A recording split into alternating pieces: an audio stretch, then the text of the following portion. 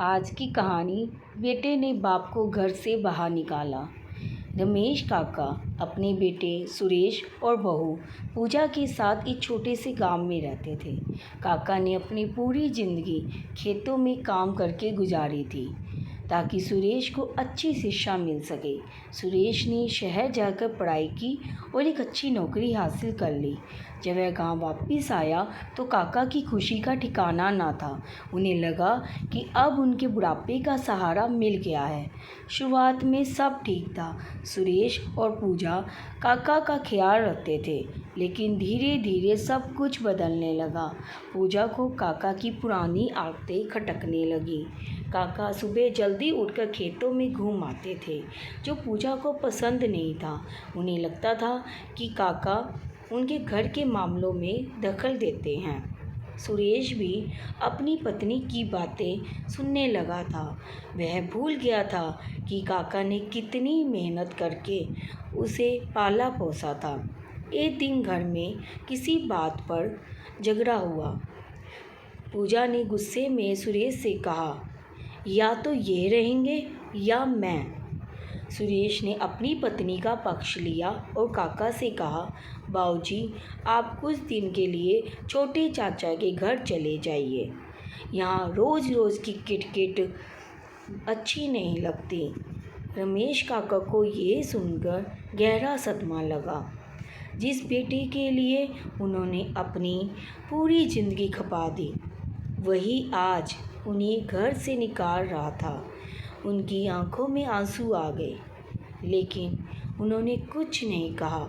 अपनी लाठी उठाई और चुपचाप घर से निकल पड़े। काका को जाते देख गांव वाले हैरान रह गए। कुछ लोगों ने सुरेश को समझाने की कोशिश की, लेकिन वह नहीं माना। काका छोटे चाचा के घर चले गए। चाचा और चाची ने उनका खूब ख्याल रखा। समय बीतता गया। सुरेश और पूजा की ज़िंदगी में अब भी शांति नहीं थी। उन्हें हर बात पर पछतावा होने लगा। सुरेश को याद आने लगा कि कैसे काका ने उसे कंधे पर बिठाकर मेला घुमाया था, कैसे बीमार पड़ने पर रात रात भर जागकर उनकी सेवा की थी। पूजा को भी अपनी गलती का एहसास हुआ। एक रात सुरेश को नींद नहीं आई।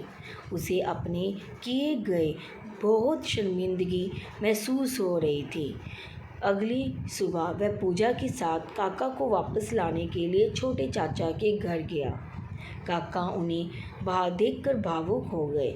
सुरेश ने उनके पैर छूकर माफ़ी मांगी और कहा, बाबूजी, मुझे माफ़ कर दीजिए, मैंने बहुत बड़ी गलती की है, आप वापस घर चलिए। पूजा ने भी हाथ जोड़कर माफ़ी मांगी। रमेश काका ने अपने बेटे और बहू को गले लगा लिया। उनकी आंखों में खुशी के आंसू थे। उन्होंने कहा, कोई बात नहीं बेटा, इंसान से गलती होती है, बस अब आगे से ध्यान रखना। रमेश काका वापस अपने घर आ गए। इस घटना ने सुरेश और पूजा को बहुत कुछ सिखा दिया था। उन्होंने हमेशा के लिए सीख लिया कि बड़ों का सम्मान करना कितना ज़रूरी है। धन्यवाद।